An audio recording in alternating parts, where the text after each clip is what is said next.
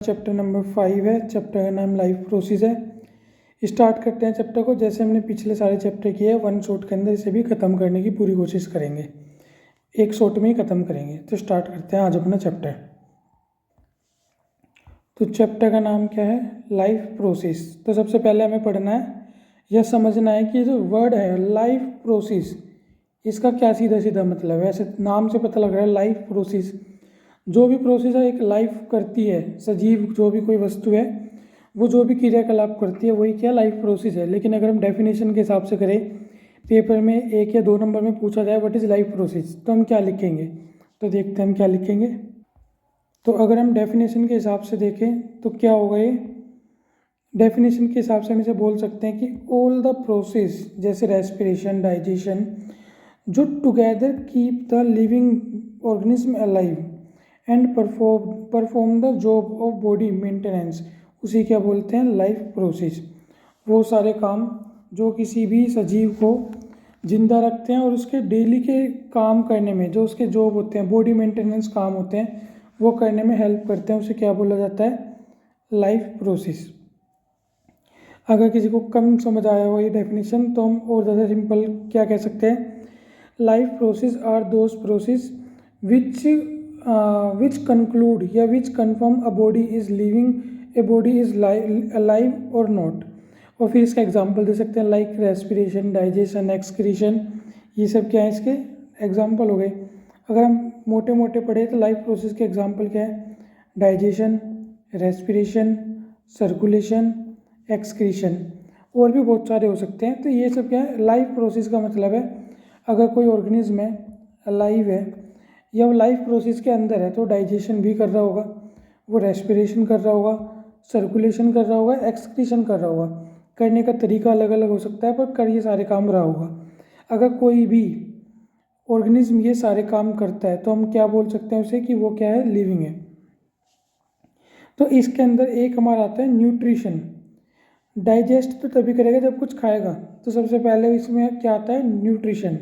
तो हम पढ़ते हैं न्यूट्रिशन क्या होता है। Nutrition the process by which organism obtain food, वो प्रोसेस जिसके द्वारा ऑर्गेनिज्म क्या लेता है? फूड लेता है, तो उसे क्या बोलते हैं? न्यूट्रिशन। न्यूट्रिशन अलग अलग तरीके का होता है, इंसान में, एनिमल में और प्लांट में। पहले बात किसकी करते हैं? प्लांट की करते हैं, फिर एनिमल की करते हैं। अगर हम प्लांट की बात करें,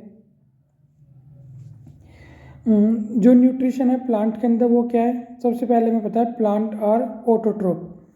ऑटोट्रोप का मतलब सबको पता है, ऑटो मतलब होता है सेल्फ। ऑटोमेटिक गाड़ी आती है, ऑटो का मतलब ही होता है सेल्फ। ट्रोप मतलब ट्रोपिक लेवल के अंदर अपना खाना खुद बनाता है, उन्हें क्या बोलते हैं? ऑटोट्रोप। ये मतलब दे रखा है can make their own food, जो अपना खाना क्या बना लेते हैं? खुद बना लेते हैं, उन्हें क्या बोलते हैं? ऑटोट्रोप। इसी तरह अगर हम बात करें एनिमल की, एनिमल क्या होते हैं? हेट्रोट्रोप। हेट्रो का मतलब क्या है? अलग अलग तरीके से जो अपना फूड लेता है, डिपेंड ऑन प्लांट और other animal for their food. और हेट्रोट्रोपिक वो ऑर्गेनिज्म होते हैं जो अपने खाने के लिए या तो प्लांट पे डिपेंड हो या अदर एनिमल पे डिपेंड हो। जैसे हम खाने के लिए किस पे डिपेंड रहते हैं? प्लांट पे। कुछ और जो ऑर्गेनिज्म है वो किस पे रहते हैं? एनिमल पे। जो क्या नाम है, शेर वगैरह है, तो ये क्या खाते हैं? एनिमल को खाते हैं, दूसरे एनिमल को। तो ये क्या है? दूसरे एनिमल पे डिपेंड है। जो ह्यूमन है वो किस पे डिपेंड है? प्लांट पे। तो वो भी क्या हुआ? हेट्रोट्रोप हुए दोनों। ट्रोप का मतलब भी हम आगे पढ़ेंगे, ट्रोपिक लेवल भी आएगा इसके अंदर, यहाँ से है, पर फिलहाल हम इतना समझते हैं। अब हमने क्या पढ़ लिया है? हमने न्यूट्रिशन पढ़ लिया प्लांट के अंदर, एनिमल के अंदर। भाई एनिमल के अंदर न्यूट्रिशन क्या ऐसा होता है? Heterotrophic nutrition. वो न्यूट्रिशन जिसके अंदर एक एनिमल अपना खाना खुद नहीं बना सकता, उसे किसकी मदद चाहिए? प्लांट की या दूसरे एनिमल की, अपना खाने को लेने के लिए। प्लांट क्या करता है? ऑटोट्रोपिक, जो अपना खाना खुद बना लेता है। इसके बाद अब हम पढ़ते हैं mode of nutrition. Mode of nutrition में हमें क्या पढ़ना है? एक तो होता है क्या हमारा? Autotrophic nutrition. एक होता है हमारा हेट्रोट्रोपिक, जो हम ऊपर पढ़ते आए हैं।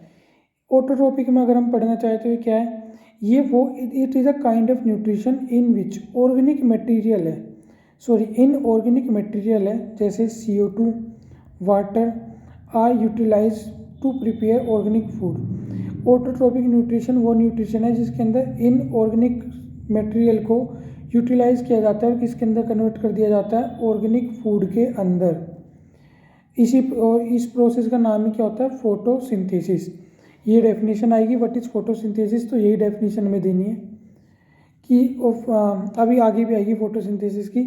Photosynthesis is a process in which the plant take inorganic material like CO2 water and convert it into complex carbohydrate is known as photosynthesis with the presence of chlorophyll and sunlight. तो यही photosynthesis है, हमने यहाँ भी पढ़ लिया है। Example पता है फोटोसिंथेसिस का, ग्रीन प्लांट। हेटरोट्रोपिक न्यूट्रिशन के अंदर अगर हम देखें तो organism do not possess the ability to synthesise their own food. वो ऑर्गेनिज्म जिनके पास वो एबिलिटी नहीं है कि अपना खाना खुद बना सके, they depend on autotrophs for their food. और किस पे डिपेंड रहते हैं, ऑटोट्रोप्स के ऊपर या अदर एनिमल पे, for their foods supply directly और इनडायरेक्टली। वो ऑर्गेनिज्म जो डायरेक्टली या इनडायरेक्टली एनिमल पे डिपेंड करते हैं, सॉरी प्लांट पे डिपेंड करते हैं, उन्हीं एनिमल्स को या उन्हीं जीवों को क्या बोलते हैं, हेट्रोट्रोपिक एनिमल। एग्जाम्पल क्या है इसका, एनिमल और फंगी। फंगस भी ग्रो होता है ना दूसरे के ऊपर। अभी जो हमने ऑटोट्रोपिक पढ़ा, तो ऑटोट्रोपिक के अंदर अब हम पढ़ लेते हैं होता क्या है। जो अभी 2 मिनट पहले पढ़ा है वही सेम बात है। The organism which carry an autotrophic nutrition are called autotroph. जो ऑर्गेनिज्म ऑटोट्रोपिक न्यूट्रिशन कैरी करता है या उसके द्वारा अपना जीवन यापन करता है, उसे क्या बोलते हैं, ऑटोट्रोप्स। एग्जाम्पल इसकी ग्रीन प्लांट्स है। ऑटोट्रोप करते क्या है, सिंपल इनऑर्गेनिक मटेरियल होते हैं, उसे कन्वर्ट कर देते हैं कॉम्प्लेक्स हाई एनर्जी मॉलिक्यूल, जैसे कि कार्बोहाइड्रेट। सिंपल इनऑर्गेनिक चीज़ को कॉम्प्लेक्स कार्बोहाइड्रेट के अंदर कन्वर्ट कर देते हैं, यही काम क्या होता है, ऑटोट्रोपिक का होता है। अब यही काम फोटोसिंथेसिस का होता है। तो ऑटोट्रोपिक जितने भी लोग हैं, जितने भी जीव ऑटोट्रोपिक न्यूट्रिशन शो करते हैं, वो सारे ही क्या करते हैं, फोटोसिंथेसिस। एक तरह से ये डेफिनेशन है फोटोसिंथेसिस की। तो देखते हैं, अगर कोई फोटोसिंथेसिस की डेफिनेशन पूछे तो क्या होगा। पहले में ये लाइन पढ़ लेते हैं। Autotrophic nutrition mode of nutrition है इन विच autotroph take CO2 H2O and convert these into carbohydrate in the presence of chlorophyll sunlight. This process is called photosynthesis. अगर photosynthesis की definition पूछी जाए, photosynthesis is a process in which the plant takes CO2 H2O and convert these into carbohydrate in the presence of chlorophyll sunlight. This process is called photosynthesis. ये क्या हो जाएगी इसकी, photosynthesis की डेफिनेशन। यहाँ से पहले लिखना है the process in which plant take, और फिर यहाँ से लेके यहाँ तक की डेफिनेशन किसकी होगी, फोटोसिंथेसिस की। पेपर में जो बहुत ज़्यादा आता है वो आता है इसकी फोटोसिंथेसिस पूछ लिया जाएगा 2 नंबर में, तो आपको डेफिनेशन देनी पड़ेगी और साथ में क्या देनी पड़ेगी, इक्वेशन बनानी पड़ेगी, ये लिखनी पड़ेगी। अगर फोटोसिंथेसिस को मुझे इक्वेशन रूप में लिखना है तो क्या होगा, CO2 लिया, H2O लिया, इनऑर्गेनिक मटेरियल है, सनलाइट की प्रेजेंस है और क्लोरोफिल के अंदर ही सारा काम हो रहा है। तो इन सब चीज़ों से ये क्या बना देता है, C6H12O6, जिसे हम क्या बोलते हैं, कार्बोहाइड्रेट।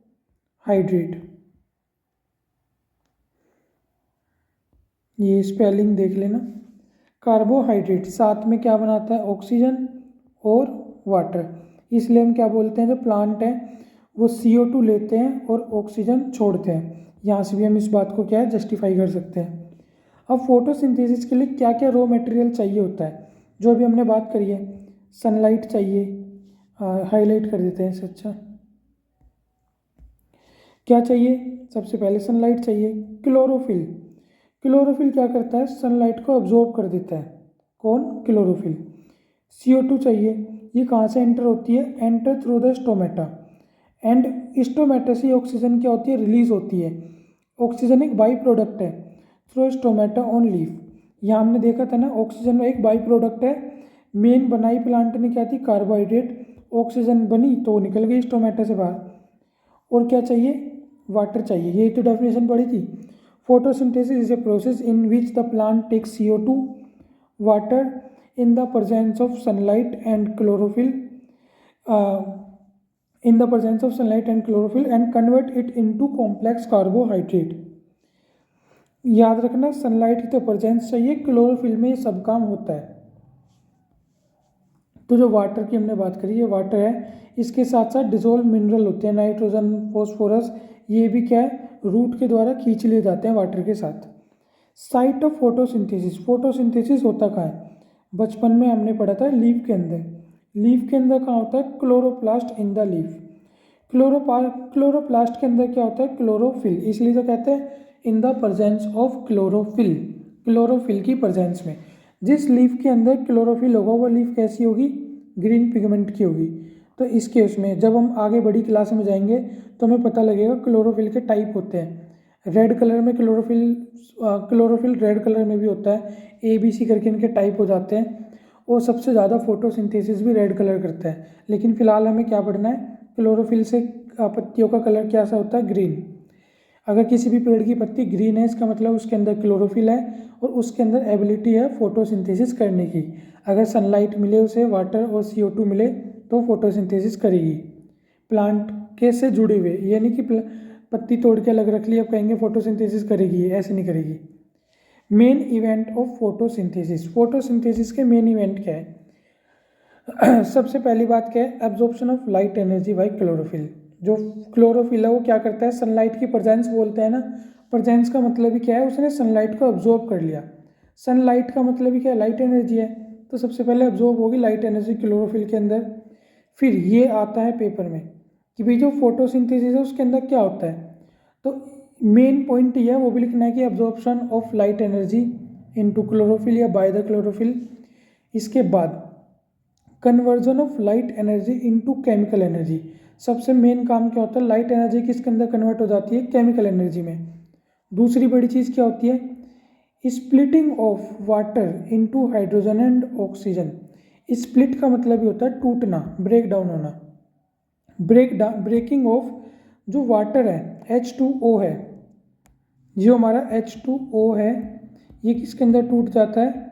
H2 और O2 के अंदर। फिर जो वाटर है ये हमारे कार्बोहाइड्रेट में मिलकर यूज़ हो जाता है, ऑक्सीजन हमारा बाहर निकल जाता है, या और भी बहुत सारे प्रोडक्ट बनते हैं उसके अंदर यूज़ हो जाता है।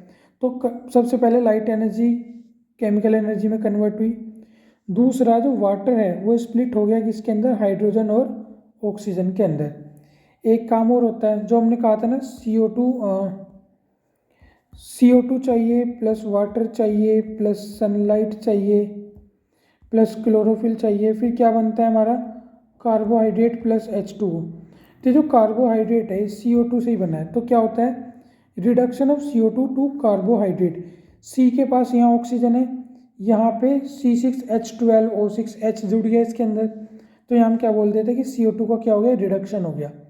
रिडक्शन हो गया तो ये भी एक मेन इवेंट है फोटोसिंथेसिस का, कि CO2 किसके अंदर कन्वर्ट हो जाता है? कार्बोहाइड्रेट के अंदर। CO2 किसके अंदर चेंज हो गया? कार्बोहाइड्रेट के अंदर। अब जो स्टोमेटा का हमने नाम पढ़ा था, क्या होता है? ये टाइनी पोर्स होते हैं present on the surface of leaf. जो एक पत्तियां हैं, जैसे ये एक पत्ती है, इस पत्ती के नीचे की साइड ज़्यादा होते हैं नंबर, ऊपर इतने नहीं होते, कम होते हैं। ये जो पत्ती है इसके जो बैक साइड है इसके अंदर छोटे छोटे क्या होंगे? छेद होंगे इस तरह के। इन्हें क्या बोला जाता है? स्टोमेटा। एक तरह की ओपनिंग है, टाइनी पोर्स है, छोटे छोटे छेद है लीफ की सरफेस के ऊपर। तो इनका काम क्या होता है इन छोटे छोटे छेद का? तो इनका फंक्शन क्या होता है? इनका फंक्शन होता है एक्सचेंज ऑफ गैसेस, ऑक्सीजन और कार्बन डाइऑक्साइड का एक्सचेंज करना। इसे ट्रांसपिरेशन भी बोलते हैं, आगे हम पढ़ेंगे। Loss large amount of water, और वाटर के लॉस को भी बोलते हैं क्या? ट्रांसपिरेशन। ये तो एक तरह से रेस्पिरेशन है प्लांट का। तो ये स्टोमेटा क्या करते हैं? वाटर को भी लूज़ करते हैं। जब प्लांट के अंदर पानी ज़्यादा हो जाता है, अगर एक्सेस पानी है, या इसके अलावा जो प्लांट है वाटर वेपर वैसे भी क्या करता है? प्रोड्यूस करता है। तो जो वाटर है वाटर वेपर के रूप में ट्रांसपिरेशन के दौरान स्टोमेटा से क्या हो जाता है? बाहर निकल जाता है। हमने पूरी बचपन में पढ़ा था कि इसका स्ट्रक्चर कुछ इस तरह का होता है, गार्ड सेल बोलते हैं जिसे, ऐसे करके ऐसे करके जब ये क्या नाम है इसके इसे खुलना होता है तो ये इस तरह प्लेन हो जाता है। जब बंद होना जो होता है तो ये इस तरह पास पास आ जाते हैं। ये बचपन में हमने पढ़ा हुआ है। अभी हम वन शॉट में कर रहे हैं तो फिलहाल हमें जो हमारे पेपर के लिए ज़रूरी है, स्टोमेटा क्या होते हैं, टाइनी पोर्स होते हैं। काम क्या होता है, एक्सचेंज ऑफ गैसेस, और इसके अलावा ट्रांसपीरेशन करना, मतलब loss large amount of water vapour water during transpiration. ये डायग्राम है स्टोमेटा का। ये हमारी जो ये क्लोरोप्लास्ट है जो हमें दे रखा है पिगमेंटेशन, ये स्टोमेटल पोर है। ये जो बीच में ओपनिंग है ये स्टोमेटल पोर है। और ये जो पूरा हिस्सा है ये जो दे रखा है हमें,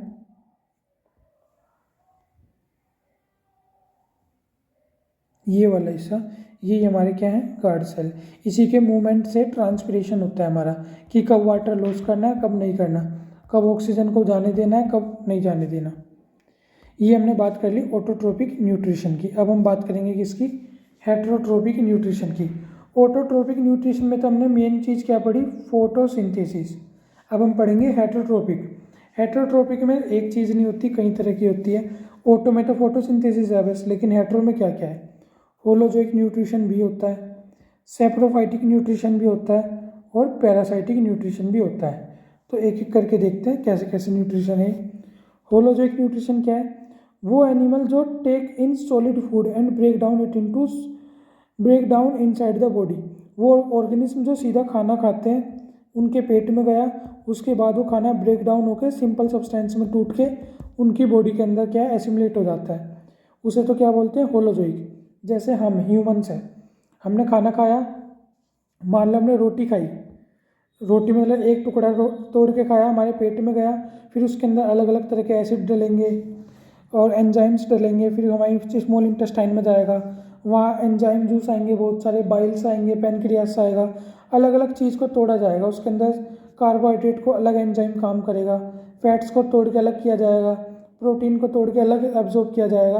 तो हमने एक कॉम्प्लेक्स चीज़ खाई, उसे कार्बोहाइड्रेट में, फैट्स में, प्रोटीन में, सिंपल और ऑर्गेनिक सब्सटेंस में हमने तोड़ के यूज़ किया बॉडी के अंदर। इसी हम क्या बोलते हैं, होलोजोइक न्यूट्रिशन। अगर हम सिंपल एक लाइन में जवाब दें तो holozoic nutrition are those type of nutrition in which an animal or a organism take a solid food and break it down into simpler form into the body is known as holozoic nutrition. Example इसका amoeba और animals, सारे animal. अगर बात करें हम क्या, saprophytic nutrition की, तो सेप्रोफाइटिक क्या होते हैं, जो डेड और डिकेइंग मैटर होते हैं, सड़े गली चीज़ों के ऊपर जो फंगस वगैरह लग जाती है, वो किसका एग्जाम्पल है, सेप्रोफाइटिक का। जैसे हमने देखा कोई ऑर्गेनिज्म है, मर गया तो उसके ऊपर कीड़े पड़ जाते हैं, फंगस लग जाती है, मरे गड़े उसके ऊपर जो जो उसे खाता है उसे क्या बोलते हैं, सेप्रोफाइटिक न्यूट्रिशन। एक होता है क्या, पैरासाइटिक न्यूट्रिशन। सेप्रोफाइटिक में एक जो हम कॉमन एग्जांपल वैसे भी जानते हैं, जो ब्रेड है, अगर या कोई रोटी का टुकड़ा है, उसे आप कई दिनों तक ऐसे ही छोड़ दोगे तो उसके ऊपर हरे हरे कलर के क्या आ जाएंगे, डोट आने स्टार्ट हो जाएंगे, फंगस ग्रो हो जाएगी उसके ऊपर।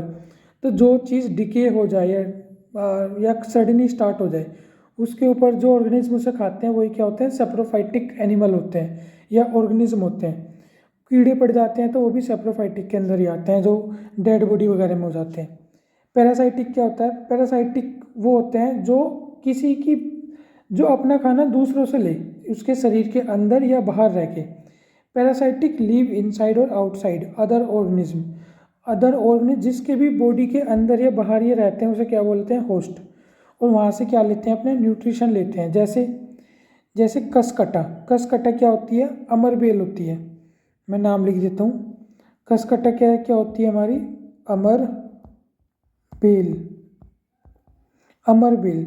ये क्या है, जैसे एक प्लांट है, इसके ऊपर यहाँ से ऐसे चढ़ जाएगी, इसके ऊपर पूरे प्लांट के ऊपर आ जाएगी। तो ये अपना न्यूट्रिशन कहाँ से ले रही है, प्लांट के स्टेम में से। तो इसलिए ये जो अमर बेल है ये न्यूट्रिशन प्लांट से ले रही है।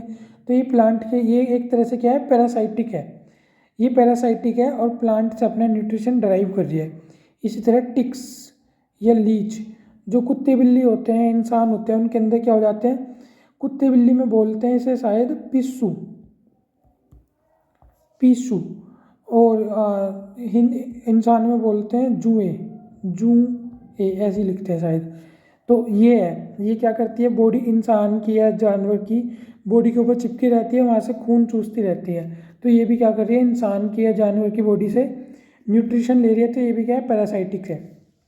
इसके अलावा बहुत से ऑर्गेनिज्म हमारे पेट के अंदर भी होते हैं, तो वो हमारे पेट के लिए पैरासाइटिक है। जैसे ई कोलाई बैक्टीरिया नॉर्मली मिलता है। कई बार किसी की बीमारी हो जाती है तो एमीबोइटिक डिसेंट्री हो जाती है, तो उसके अंदर कई बार अमीबा या लीशमानिया इस तरह के बहुत सारी वो है, वो पेट के अंदर मिलती है। तो ये भी एक तरह के क्या है, पैरासाइट्स हैं।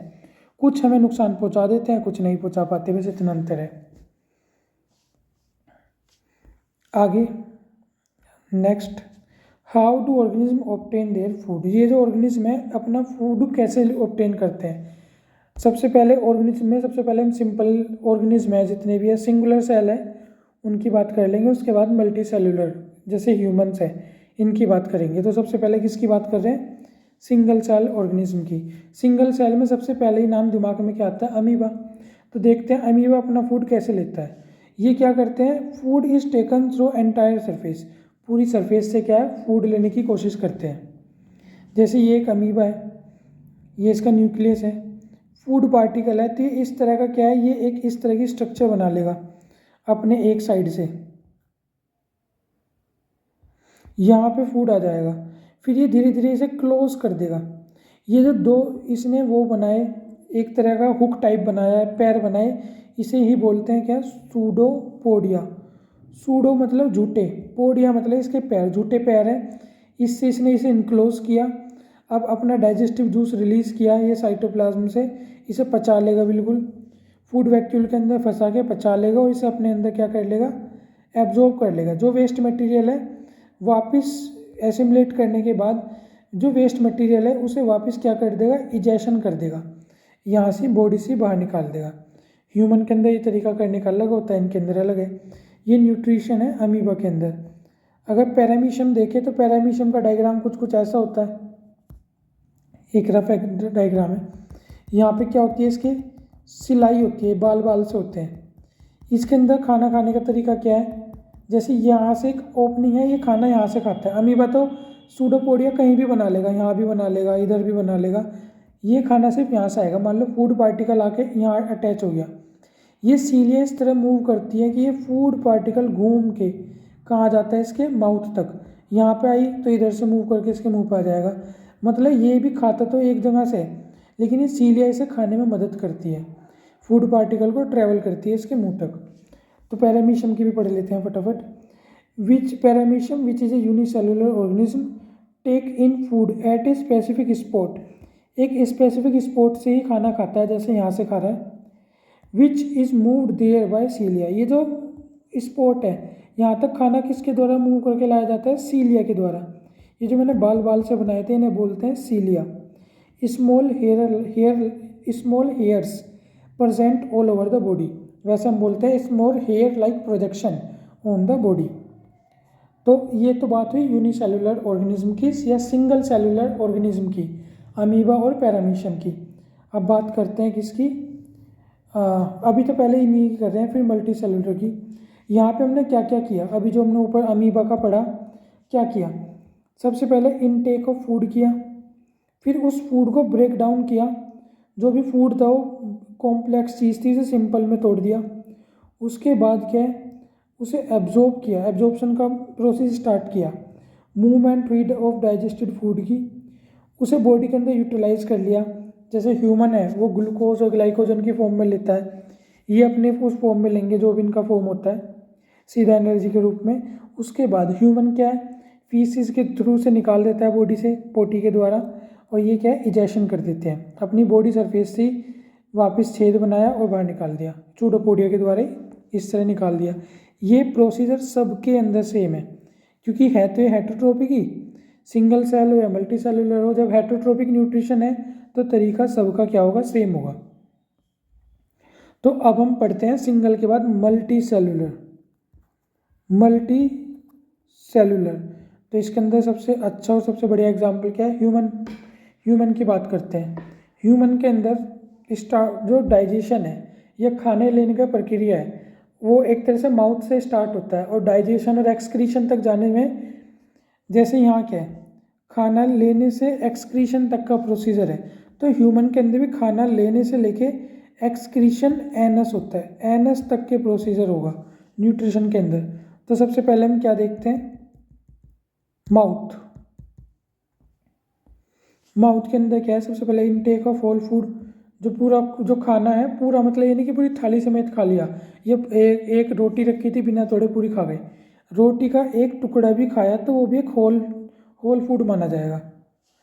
अब उसे दांतों से क्या किया, चबाया। जीभ ने क्या किया, उसे रोल वगैरह करने में मदद की। टेस्टिंग ऑफ फूड किया, साथ में कुछ क्या है अपने एंजाइम्स भी डाले, सलाइवा वगैरह मिलाया। स्वेलो और pushing down into the food, उस फूड को स्वेलो करने में, सटकने में, मुंह से पेट तक ले जाने में हेल्प भी किसने करी, टंग ने करी। एक सैलिवरी ग्लैंड भी होती है माउथ के अंदर भी, टंग के बिलो साइड भी होती है। इसने क्या सिक्रीट किया, सलाइवा और म्यूकस। सलाइवा को कई बार टाइलिन भी बोल देते हैं, टाइलिन मतलब PTYLIN। ये जो सलाइवा सिक्रीट करता है, ऐसा कई बार पूरा नाम क्या बोलते हैं, सैलिवरी एमाइलेज। सलाइवा ये क्या करता है, सलाइवा स्टार्च को शुगर में कन्वर्ट कर देता है। मुंह के अंदर से डाइजेशन क्या हो गया, स्टार्ट हो गया। जैसे हमने कोई रोटी का टुकड़ा खाया या हमने कोई चावल आलू वगैरह खाया जिसके अंदर भी स्टार्च है, जैसे ही वो हमारी जीभ से के टच में आएगा और सलाइवा से कॉन्टैक्ट में आएगा तो वो किसके अंदर बदल जाएगा, शुगर के अंदर। खाना खा लिया मुंह से, फिर वो जाता है ईसोफेगस के अंदर। अभी मैं दिखाऊंगा डायग्राम के अंदर ईसोफेगस क्या होता है। जब हमने खाना खाया, हमारे गले से लेकर पेट तक एक नली होती है छोटी सी, उसका नाम ही क्या है, ईसोफेगस। ईसोफेगस के अंदर क्या होता है, taking food from mouth to stomach by peristaltic movement, बहुत इंपॉर्टेंट मूवमेंट है। जो फूड है माउथ से स्टमक तक जाएगा, किसके द्वारा, ईसोफेगस के अंदर। यहाँ पे एक मूवमेंट होती है जिसे क्या बोलते हैं, पेरिस्टाल्टिक मूवमेंट। अब ये मैं आपको समझाऊँ कैसे। ये मान लो लगातार कॉन्ट्रैक्शन और रिलैक्सेशन की एक मूवमेंट है जिससे खाना हमारे मुंह गले से पेट तक जाता है। इसके अंदर contraction and expansion of muscles होती है ईसोफेगस की, ये मूवमेंट है इसकी एक। खाना आ गया कहाँ पे, पेट के अंदर। पेट के अंदर क्या निकलते हैं, गैस्ट्रिक ग्लैंड। गैस्ट्रिक ग्लैंड से क्या निकल, पेट के अंदर क्या होती है, गैस्ट्रिक ग्लैंड, वहाँ से क्या निकलता है, गैस्ट्रिक जूस। गैस्ट्रिक जूस के अंदर 3 चीज़ होती है मेनली, पेप्सिन, हाइड्रोक्लोरिक एसिड और म्यूकस। जो पेप्सिन है वो क्या करती है, एंजाइम को ब्रेक डाउन करती है, एंजाइम रिलीज करती है जो प्रोटीन को पेप्टोन में तोड़ता है या उसके सिंपल वर्जन में तोड़ता है। प्रोटीन भी एक कॉम्प्लेक्स यूनिट है, तो खाने में जो प्रोटीन है उस पर एक्ट करेगी और उसे क्या है, सिंपल सब्सटेंस में तोड़ेगी पेप्टोन्स के अंदर। तो पेप्सिन क्या है, enzyme that break down protein, जो प्रोटीन को तोड़ती है। HCl क्या है, एसिडिक मीडियम प्रोवाइड करता है। HCl के एसिडिक मीडियम के बाद ही पेप्सिन क्या कर पाती है, प्रोटीन का ब्रेक डाउन कर पाती है। और जो म्यूकस है वो क्या करता है, protect inner lining of stomach, पेट की जो अंदर की सतह है, जो हमारा पेट है ये इस तरह का पेट होता है, जे शेप। ये जो अंदर की सतह है, जब इस पर HCl गिरेगा तो जल जाएगा ना, तो यहाँ पे म्यूकस की क्या आ जाती है, एक लाइनिंग आ जाती है। तो ये जो हमारा म्यूकस है वो क्या करता है, हमारे पेट को बचाता है हमारे HCl से। अब यहाँ इसके बाद क्या आता है मामला, स्मॉल इंटेस्टाइन का। अभी मैं समराइज करूँगा इसे पूरे को, पर फिलहाल एक नज़र में पहले देख लेते हैं। यहाँ पे इंटेस्टाइनल जूस होंगे, जैसे पेट को बोलते हैं गैस्ट्रिक, तो पेट के अंदर गैस्ट्रिक ग्लैंड होती है, गैस्ट्रिक जूस होते हैं। इंटेस्टाइन के अंदर इंटेस्टाइनल जूस होते हैं, एंजाइम भी होते हैं। और इंटेस्टाइनल जूस का नाम, एक का नाम होता है सक्कस एंटेरिकस। और ये जो इंटेस्टाइनल एंजाइम्स है ये कन्वर्ट करते हैं अलग अलग कार्बोहाइड्रेट, फैट और प्रोटीन को। कार्बोहाइड्रेट को किस में तोड़ देते हैं, ग्लूकोज में। फैट्स को ये एंजाइम ही सिक्रीज करते हैं, सक्कस एंटेरिकस जूस, इसी के द्वारा ही ब्रेक डाउन होता है। फैट किस में टूट जाता है, फैटी एसिड और ग्लिसरॉल में। प्रोटीन पेप्टोन्स में, उसके बाद टूट जाता है अमीनो एसिड्स के अंदर। स्मॉल इंटेस्टाइन के अंदर ही क्या होती है, विलाई, फिंगर लाइक प्रोजेक्शन, जैसे पैरामीशियम में थी सेम इसी तरह की। ये क्या करती है, हेल्प करती है absorption of digested food into the blood. ये जो हमारे इंटेस्टाइनल एंजाइम है, इसके अंदर हमारे पेनक्रियाज और बाइल का भी रोल होता है, जो लीवर से निकलता है बाइल। तो अभी आएंगे वो भी आगे। अब स्मॉल इंटेस्टाइन के अंदर सिक्रीशन होते हैं बहुत सारे, जैसे इंटेस्टाइनल जूस है, अभी मैंने बताया, सक्कस एंटेरिकस। लीवर से क्या निकलता है, बाइल। जो बाइल क्या करता है, जो लार्ज फैट ग्लोब्यूल्स हैं, फैट है हमारे बड़े फैट, उसे छोटे छोटे टुकड़ों में तोड़ देता है स्मॉल फैट ड्रॉप्स और स्मॉल फैट ग्लोब्यूल्स के अंदर। इसी तरह पेनक्रियास से क्या निकलता है, पेनक्रियाटिक जूस। ये क्या करता है, पेनक्रियास का इंपॉर्टेंट है, पेपर में आता भी है। पेनक्रियास से जो ट्रिप्सिन होता है वो प्रोटीन को पेप्टोन्स में तोड़ देगा, बाद में अमीनो एसिड में तोड़ देगा। लाइपेज क्या करता है, फैट को फैटी एसिड में तोड़ देता है। एमाइलेज क्या करता है, कार्बोहाइड्रेट को किसके अंदर तोड़ देगा, सिंपल वन में, ग्लूकोज में। इसके बाद हम कहाँ गए, फैटी एसिड और ग्लिसरॉल फैट वाला। लार्ज इंटेस्टाइन के अंदर, लार्ज इंटेस्टाइन में क्या होता है, मेनली डाइजेशन खत्म हो जाता है हमारा स्मॉल इंटेस्टाइन में। लार्ज इंटेस्टाइन में मेनली काम होता है एब्जॉर्ब एक्सेस ऑफ वाटर। जो भी हमारे खाने में वाटर है एक्सेस, उसे बॉडी क्या कर लेती है, एब्जॉर्ब, और कुछ पानी छोड़ती हुई, ताकि हमारा जो ये वेस्ट है ईजिली बॉडी से बाहर निकल पाए। The rest of the material is removed from the body via NS. और जो बचा वो सब कहाँ से, एनएस से बाहर चला जाएगा। अभी जो हमने डाइजेशन पढ़ा बहुत स्पीड में, और ये देख लेते हैं।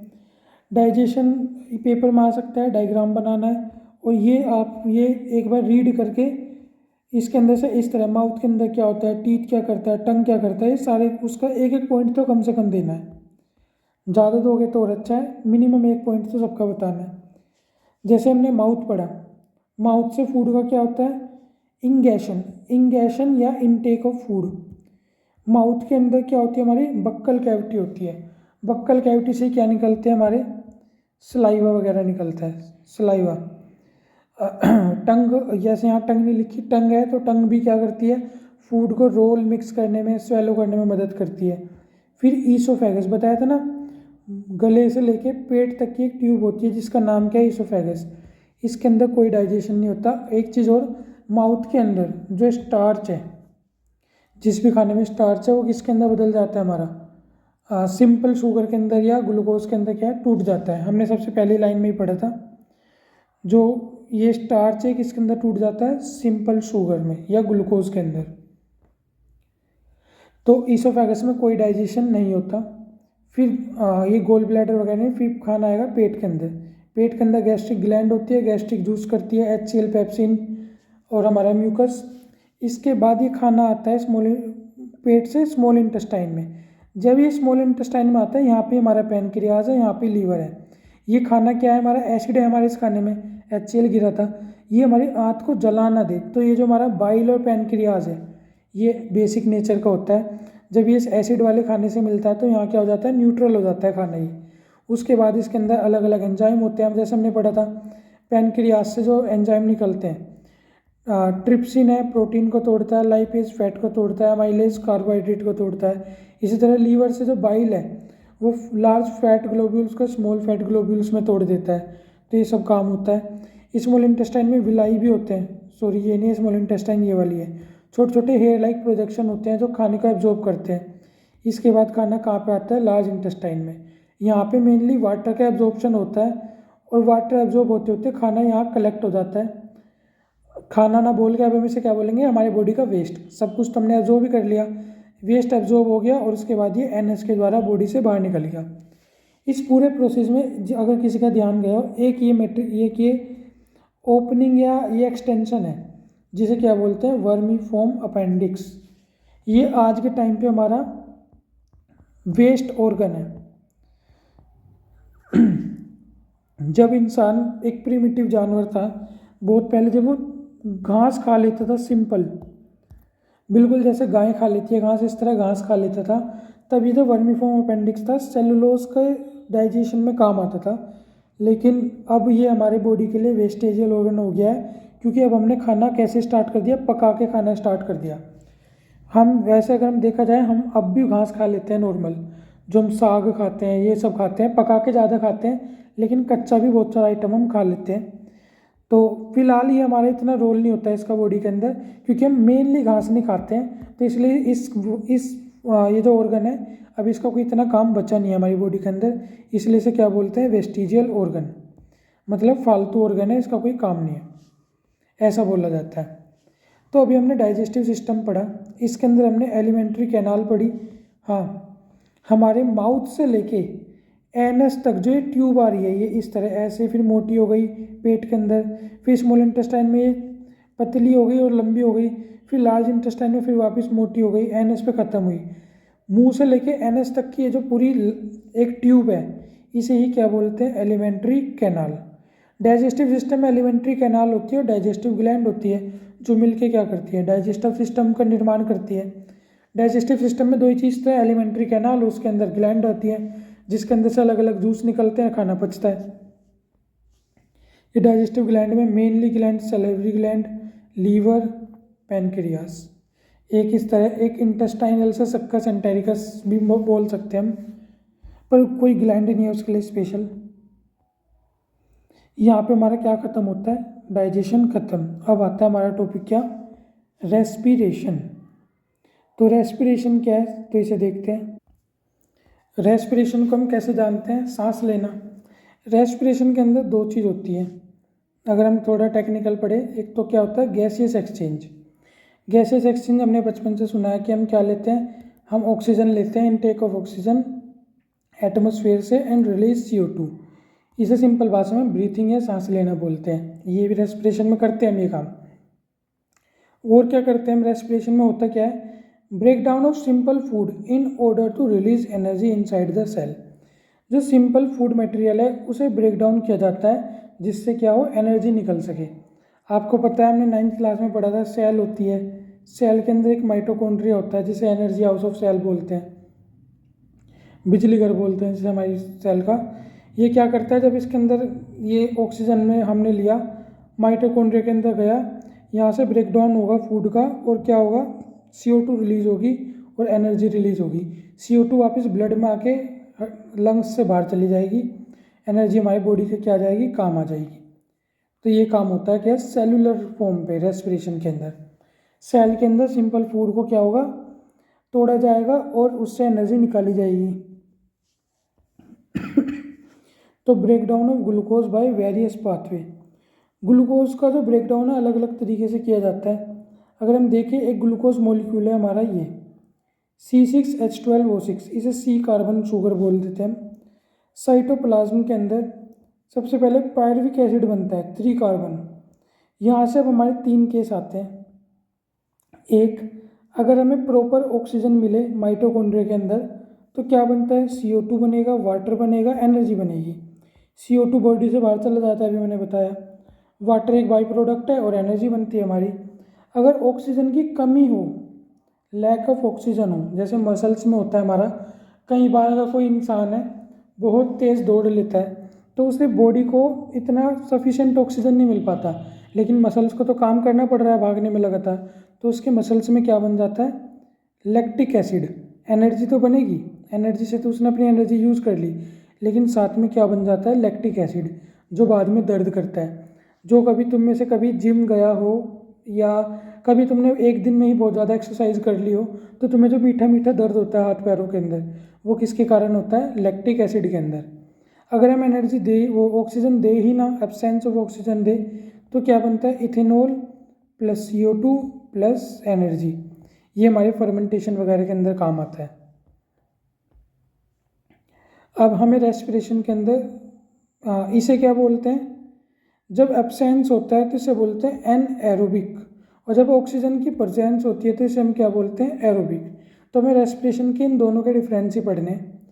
एरोबिक के अंदर क्या होता है, takes place in the presence of oxygen. Aerobic के अंदर ऑक्सीजन क्या होती है, प्रेजेंट होती है। एन लग गया मतलब इसका उल्टा, तो अब्सेंस ऑफ ऑक्सीजन। ये माइटोकॉन्ड्रिया के अंदर होगा और ये साइटोप्लाज्म के अंदर होगा। यहाँ पे एंड प्रोडक्ट हमारा क्या बनता है, CO2H2O और एनर्जी रिलीज होती है। यहाँ पे एंड प्रोडक्ट क्या बनता है, या तो अल्कोहल बनेगा, दिखाया था यहाँ पे, ये लैक्टिक एसिड बनेगा। एनर्जी निकलेगी लेकिन कम निकलेगी, क्योंकि ऑक्सीजन कम है तो एनर्जी भी ब्रेक डाउन अच्छे से नहीं हो पाता और एनर्जी क्या निकलती है, कम निकलती है। ये एरोबिक और एनारोबिक के क्या डिफरेंस है हमारे। अब हमें पढ़ना है ह्यूमन रेस्पिरेटरी सिस्टम। ह्यूमन का respiratory system, passage of air through the respiratory system. जो रेस्पिरेटरी सिस्टम है उसका पैसेज पूरा पूरा पढ़ेंगे। जैसे कोई ह्यूमन है तो सबसे नाक से ही सांस लेता है, तो सबसे पहले क्या आता है, नोस्ट्रिल।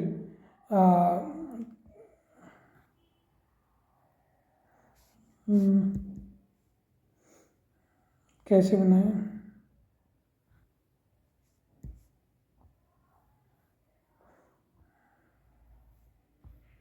ये एक ह्यूमन है तो ये जो इसकी नोज़ है तो यहाँ दो ओपनिंग है, इन ओपनिंग को क्या बोला जाता है, नोस्ट्रिल। यहाँ से जो रास्ता जा रहा है इसे क्या बोला जाता है, नेज़ल पैसेज। ये जो रास्ता है, ये जो कैविटी है, खाली जगह है, इसे क्या बोला जाएगा, नेज़ल कैविटी। यहाँ से ये हमारा कहाँ पे आ जाएगा, यहाँ पे, इसे क्या बोलते हैं, फेरिंग्स।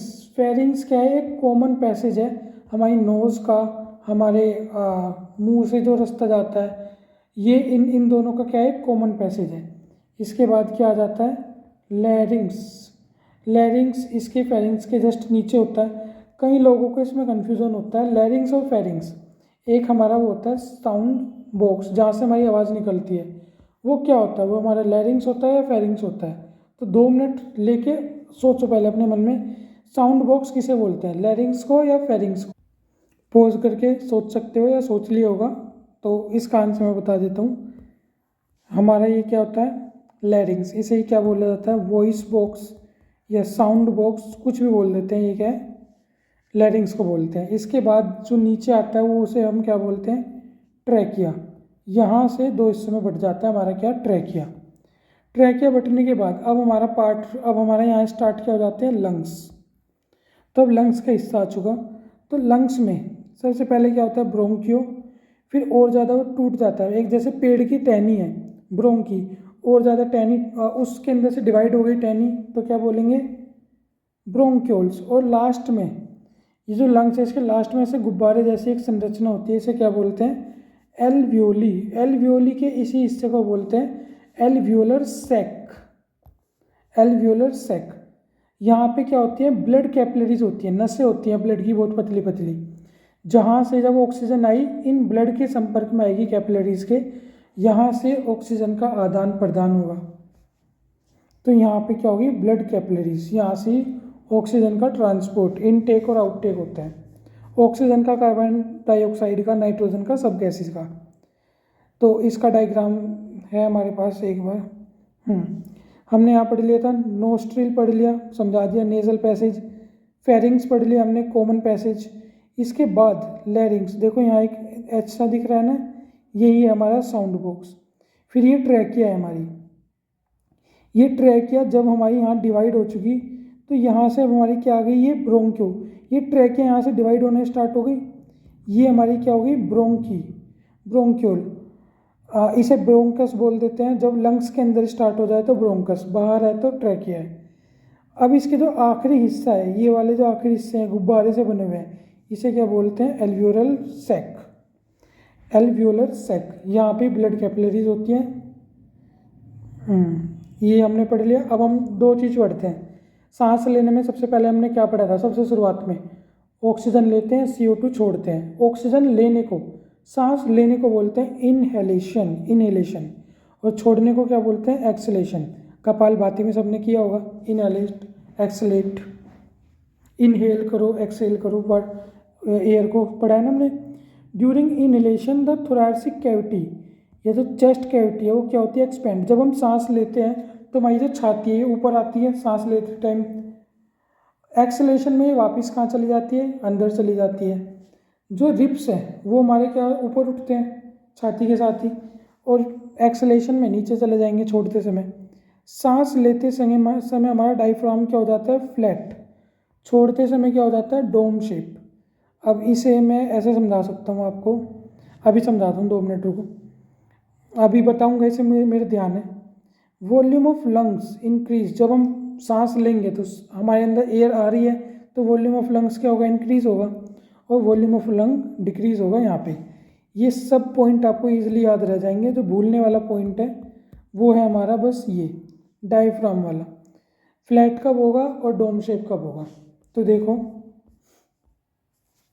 यहाँ पे जब हमारे इसके ये एरिया बढ़ता है तो ये जब फ्लैट होता है तो ये नीचे आ जाता है, नीचे आएगा तो इसे एक्सपेंड करने का टाइप जगह मिलती है हमारे इसे लंग्स को, तभी तो इसके अंदर एयर आ पाएगी।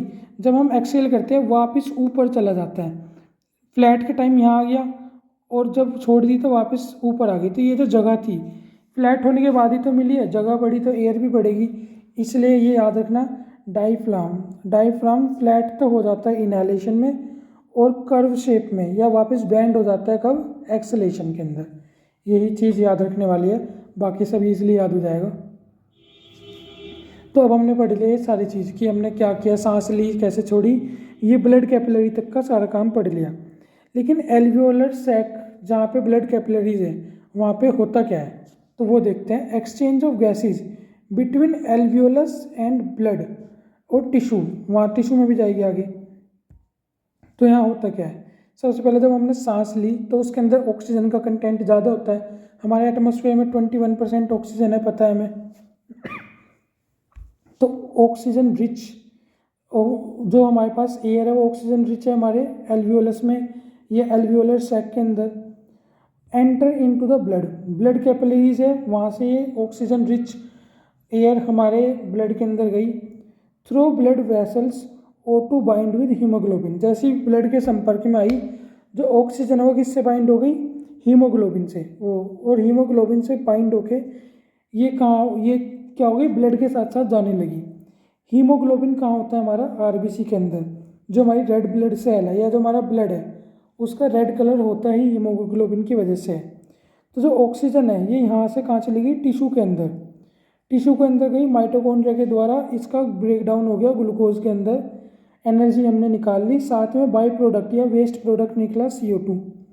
ये CO2 को वापस जो हमारा माइटोकॉन्ड्रिया था उसने सेल में फेंक दिया, सेल ने ब्लड में फेंक दिया, और ब्लड से वापस ये जो CO2 है फ्रॉम द टिश्यू ये ब्लड के अंदर रिलीज हुआ या डिजोल्व हो गया, carried through the blood vessels, release in alveolar sac, वापस घूम के कहाँ गया? एल्वियोली सैक के अंदर, और यहाँ से क्या चला गया? बाहर चला गया।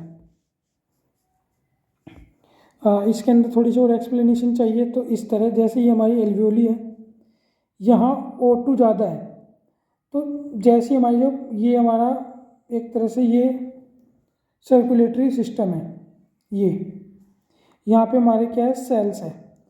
ये ऑक्सीजन वाला ब्लड यहाँ गया सेल में, इसने यूज़ किया और CO2 दे दिया, CO2 वापस घूम के कहाँ चला गया? यहाँ पे।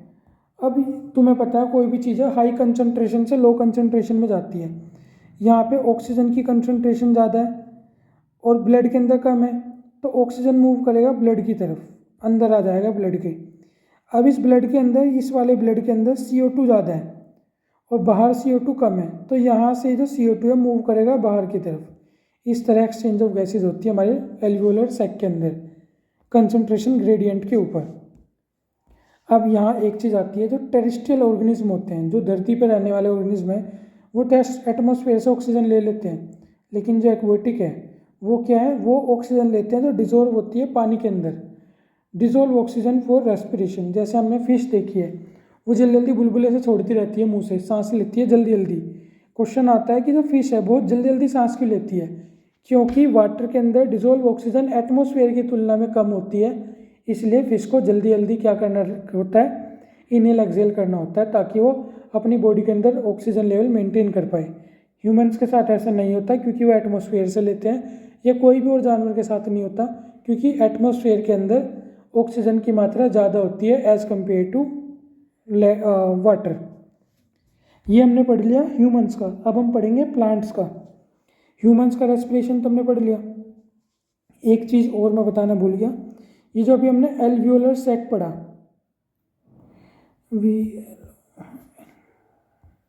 एल्वियोलर सैक, ये ऐसे गुब्बारे टाइप संरचना है। अगर मैं इस गुब्बारे को खोल के ऐसे बिछाना शुरू कर दूं धरती के ऊपर, तो ये एक जो बैडमिंटन कोर्ट होता है, ये इतना एरिया होता है जो हमारे लंग्स के अंदर सिमटा होता है।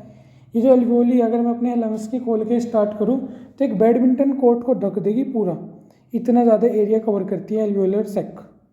तो एक तरह से फैक्ट था, ये एनसीईआरटी का फैक्ट है, तो मैंने बता दिया आपको।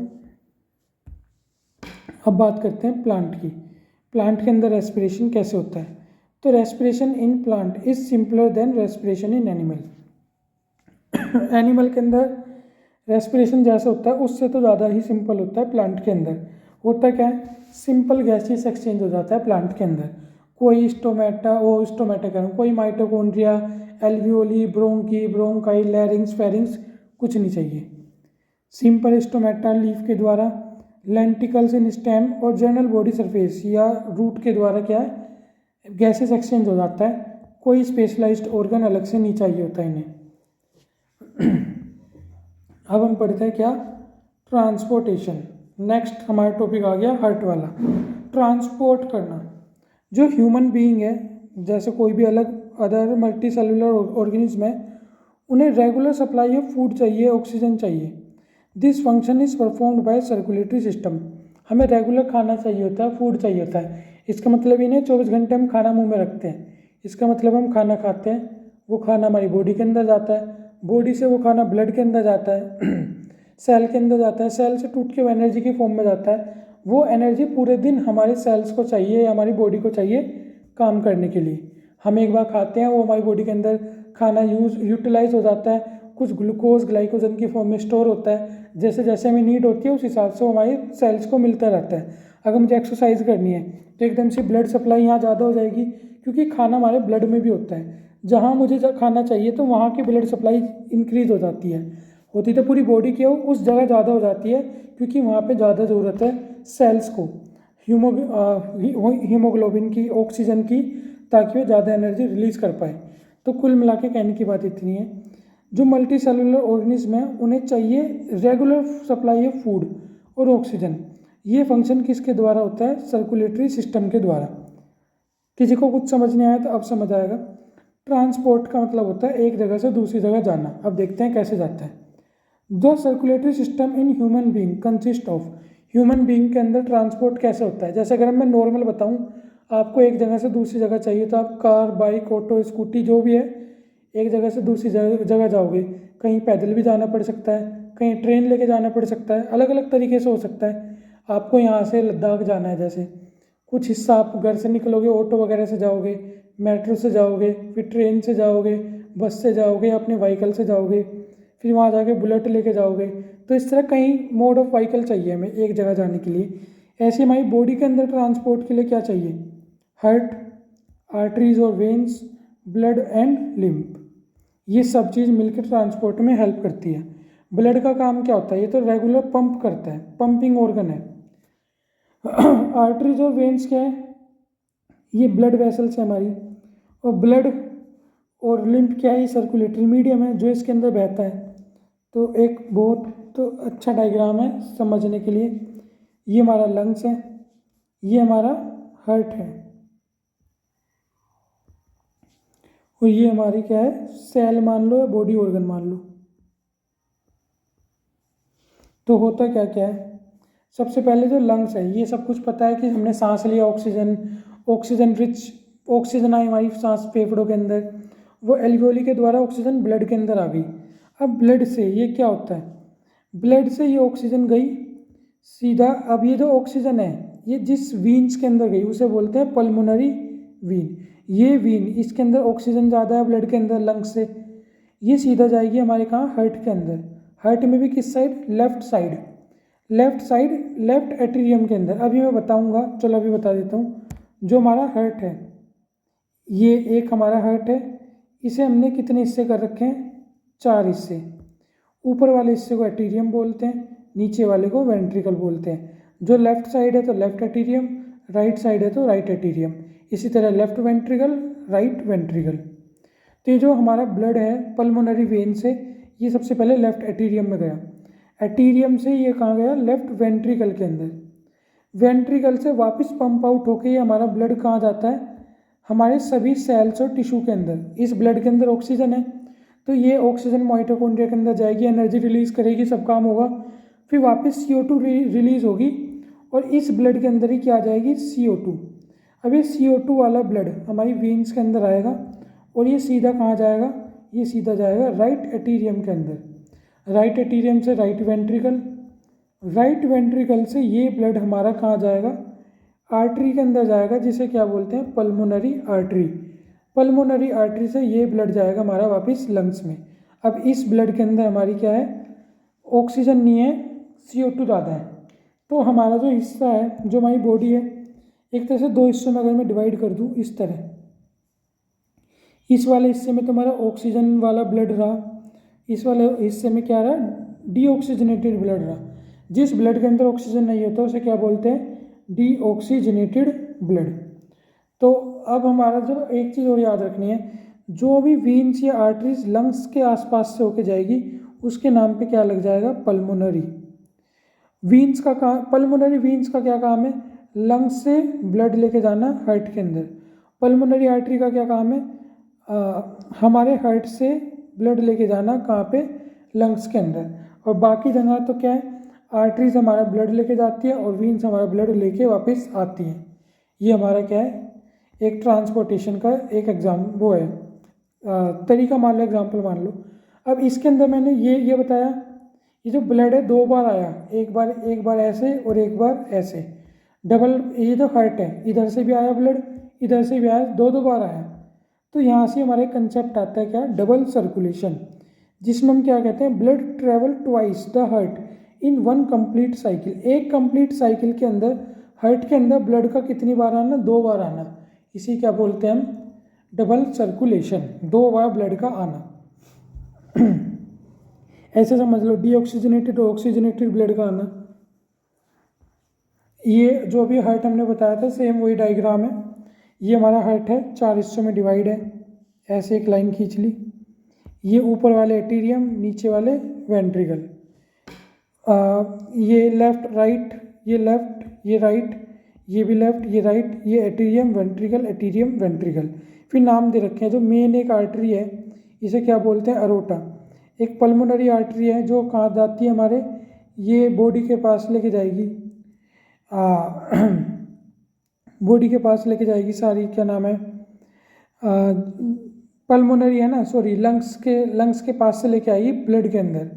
इसी तरह यहाँ से जो हमारी आर्टरीज है बाकी, वो हमारी पूरी बॉडी के अंदर जाएगी।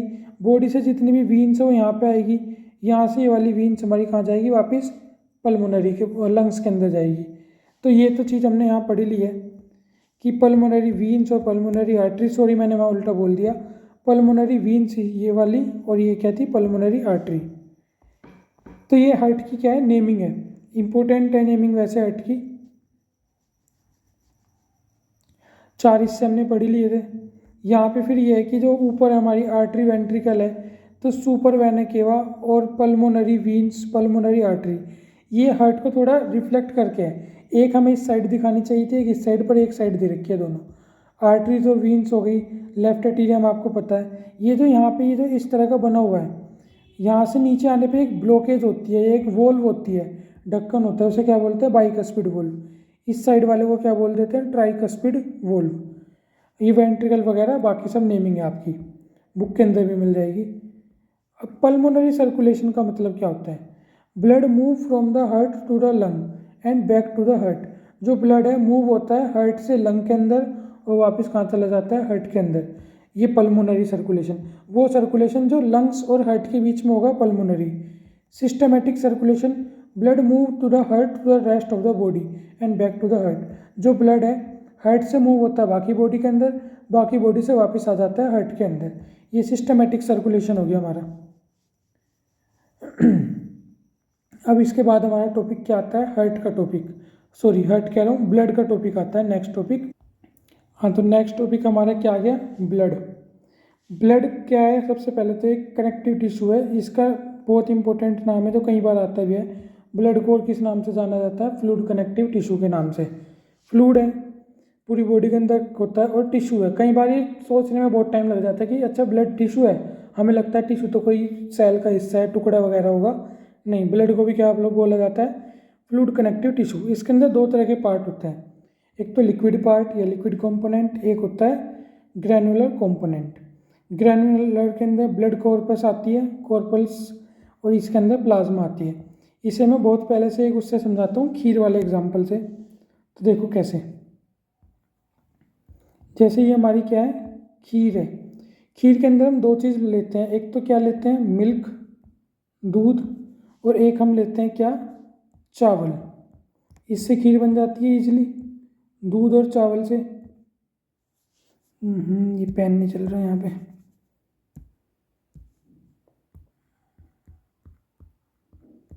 दूध और चावल, तो यही हमारे ब्लड का भी यही हिसाब है।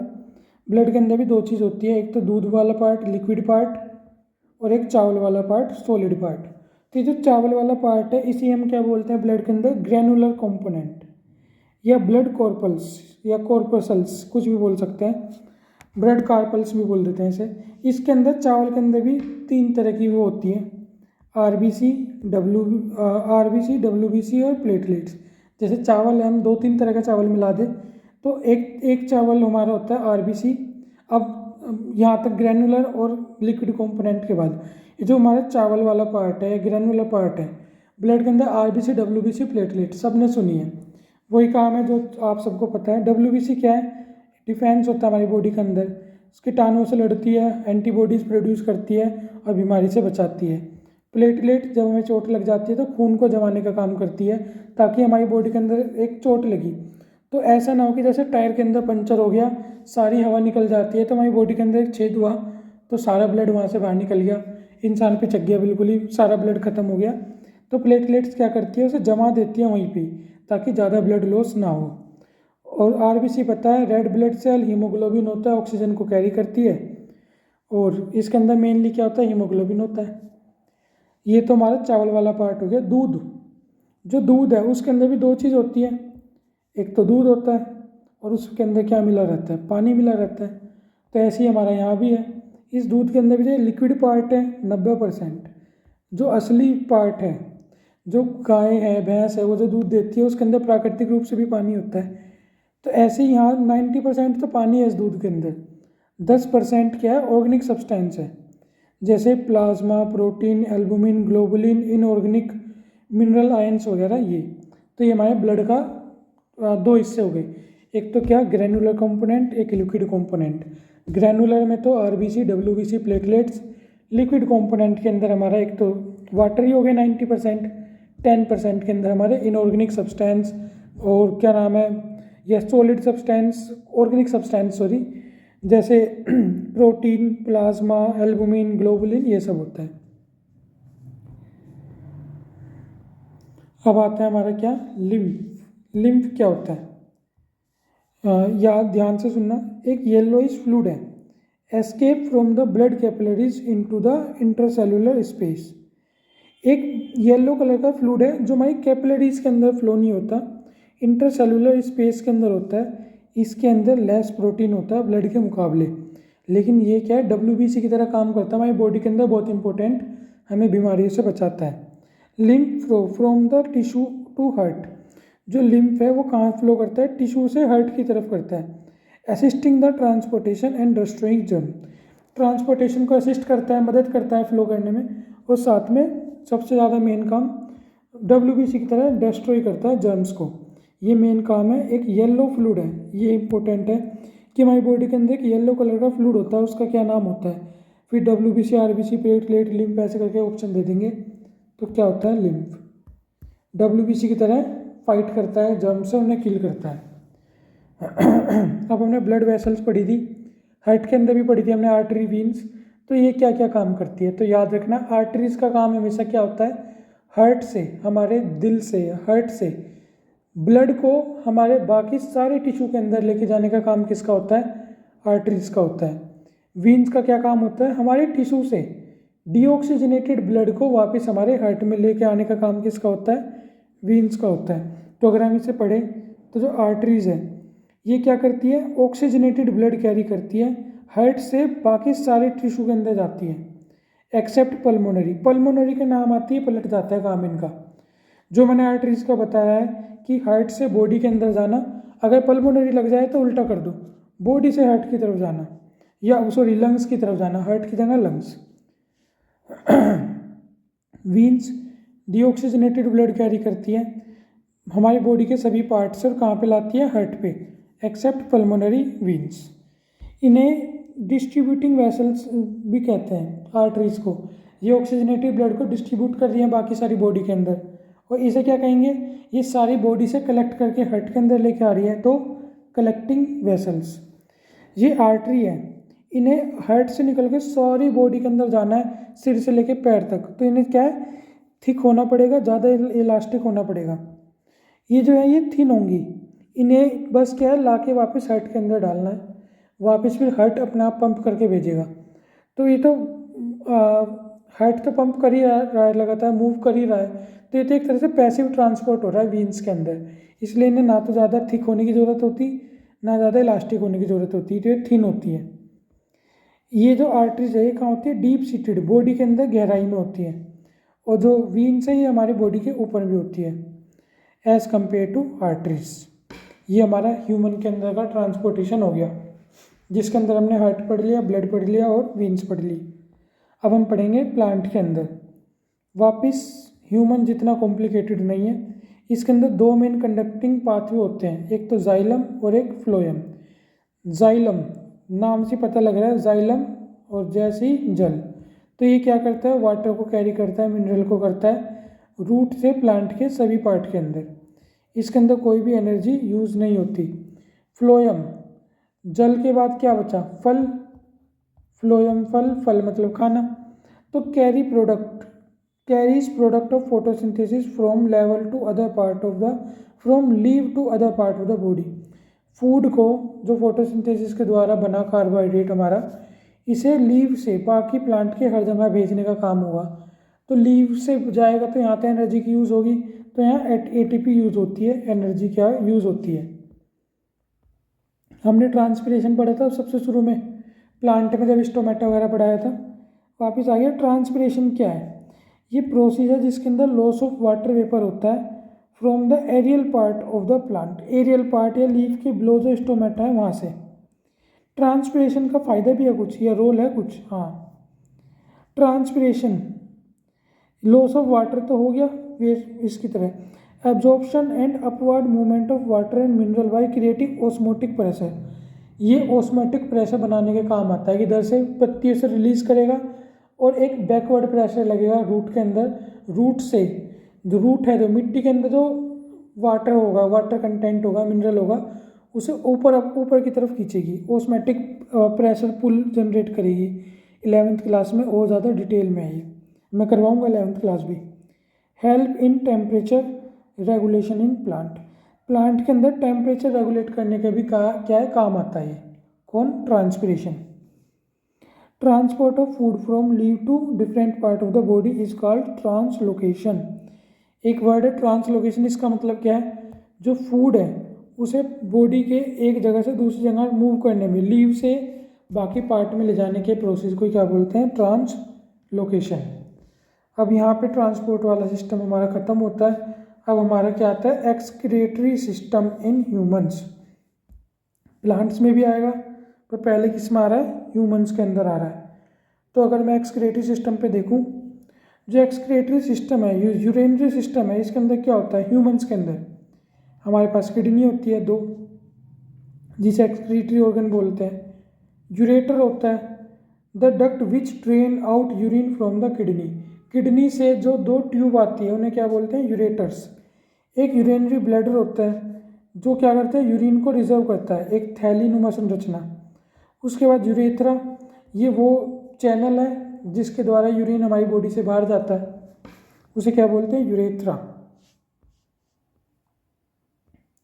तो ये हमारी किडनी है, राइट और लेफ्ट किडनी, यहाँ से जो 2 ट्यूब आ रही है इसे यूरेटर बोला।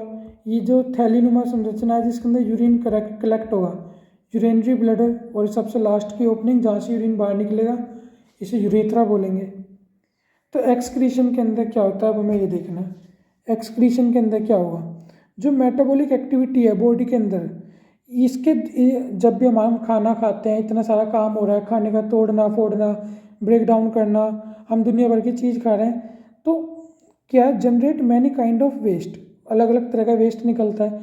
प्रोटीन खा रहे हैं तो नाइट्रोजनस वेस्ट तो निकलना ही है, जैसे कि नाइट्रोजनस वेस्ट है which are harmful for the body, nitrogenous waste है, अमोनिया, यूरिया, यूरेट, ये सब हमारी बॉडी के लिए क्या है, अच्छे नहीं होते, तो hence needed to be remove, तो इन्हें क्या है, बॉडी के अंदर से बाहर निकालना पड़ता है।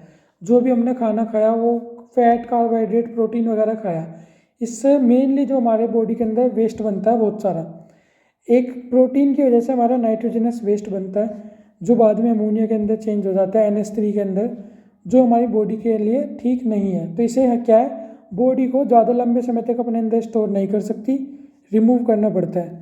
तो रिमूव करने के लिए हमारा क्या है, एक्सक्रीशन सिस्टम बनाया गया है या बना है। तो एक्सक्रीशन क्या है, डेफिनेशन अगर पूछी जाए,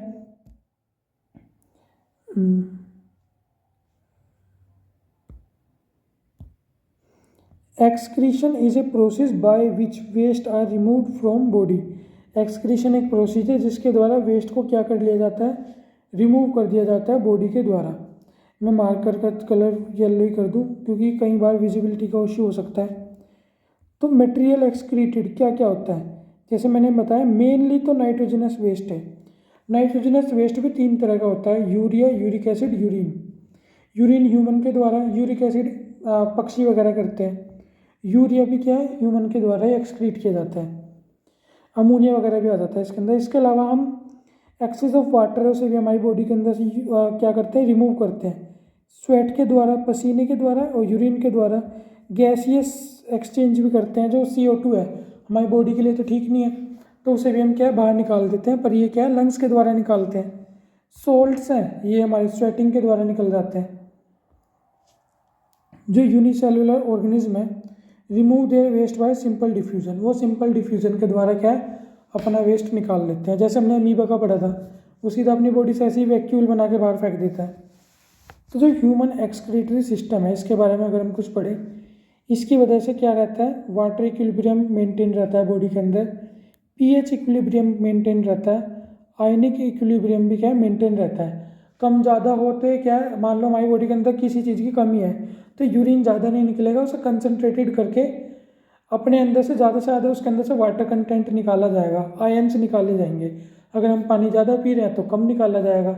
उस हिसाब से क्या है, इक्विलिब्रियम मेंटेन करने में हेल्प करता है बॉडी का, और ऑस्मोटिक इक्विलिब्रियम भी मेंटेन करता है। Help in excrete our waste product through urea and dissolve from the blood.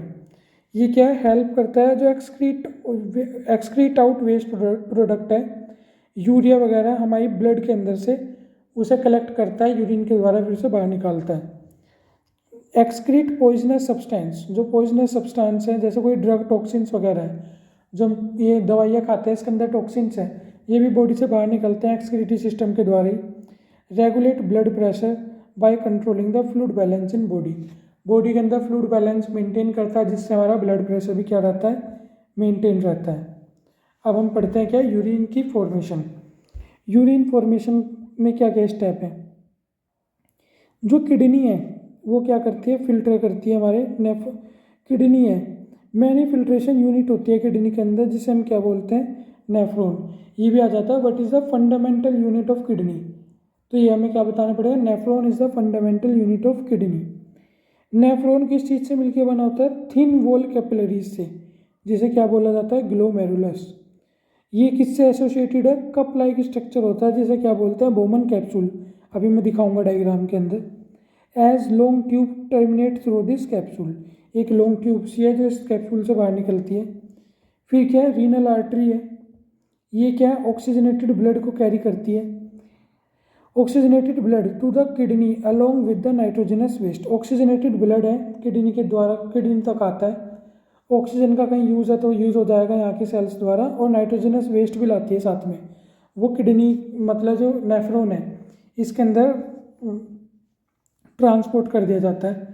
Nitrogenous waste जैसे यूरिया, यूरिक एसिड और बहुत सारे अदर सब्सटेंस है। ब्लड भी यहाँ पे आके क्या हो जाता है, किडनी के अंदर फिल्टर हो जाता है ग्लोमेरुलस फिल्ट्रेशन के द्वारा, और enter the tubular part of nephron. फिर कहाँ आता है, ट्यूबुलर पार्ट ऑफ नेफ्रॉन के।